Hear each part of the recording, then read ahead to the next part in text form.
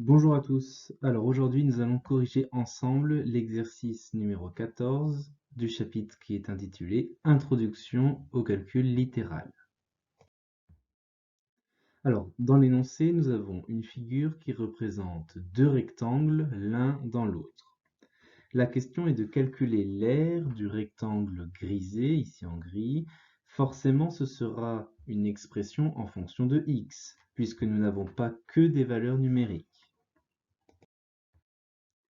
Alors, voyons la méthode de résolution pour calculer l'aire du rectangle grisé, celui-là. Alors, on peut d'abord calculer l'aire du grand rectangle, que je vais ici représenter en bleu, à laquelle on soustrait l'aire de la figure, ici en forme de L. Mais cette figure en forme de L, on peut encore la décomposer en deux petits rectangles, ici l'un en vert et l'autre en rouge. Donc finalement, pour calculer l'aire grise, on calcule l'aire bleue, on soustrait l'aire verte et on soustrait encore l'aire rouge. Alors c'est ce que nous allons faire. Voyons comment on rédige. Prenons nos stylos et soyons attentifs. Alors d'abord le rectangle bleu. C'est un rectangle de longueur 47 mètres et de largeur 23 mètres. Donc son aire vaut donc 23 fois 47, ce qui donne 1081 mètres carrés. Calculons maintenant l'aire du rectangle vert. Il s'agit d'un rectangle de longueur 23 mètres et de largeur x. L'aire se calcule en faisant largeur fois longueur, donc 23 fois x.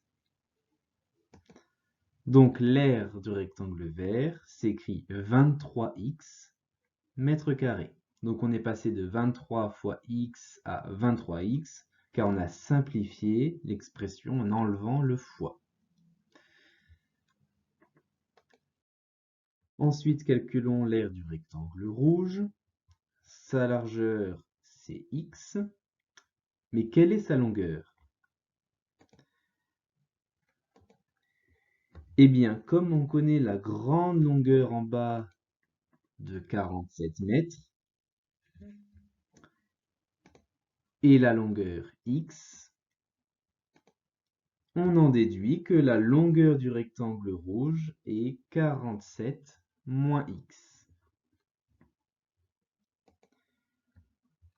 Ainsi, l'aire du rectangle rouge est 47 moins x, entre parenthèses, fois x.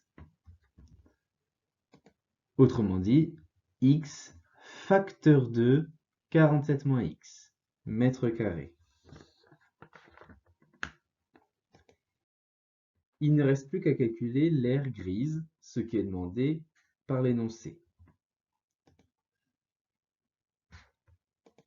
Alors, l'aire grise, c'est, comme on l'a dit, l'aire bleue moins l'aire verte moins l'aire rouge. Donc, l'aire grise, c'est 1081 moins 23x moins x facteur de 47 moins x. Et cette expression en fonction de x, c'est la réponse à la question A, c'est l'expression littérale de l'aire du rectangle gris. La question B demandait de calculer cette aire dans le cas où x est égal à 14,7 mètres. Alors comment faire? Il suffit de prendre l'expression littérale trouvée à la question A, car c'est bien l'expression qui nous permet de calculer l'aire du rectangle gris, et on remplace la lettre x par 14,7.